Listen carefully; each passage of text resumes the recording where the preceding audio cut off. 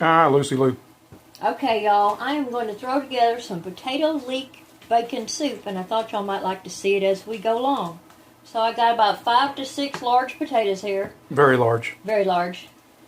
I got 3 giant carrots, so probably a whole pound of small bag carrots is what that would be. 2 pounds of bacon. Well, that's not the full 2 pounds. We got still more in the cooking. So. Yeah. 2 leeks and 1 package of celery. Okay, you may want to hold it down on the camera. Alright, now I'm going to get all this put in the pot together and cover it with broth. Alright, y'all, we got it all in the pot. I just covered the veggies with water. It's 16 cups, covers it all. You can use water, broth, whichever you prefer.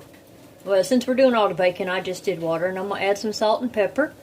And we're going to let it cook until all the veggies is nice and tender. An hour or so.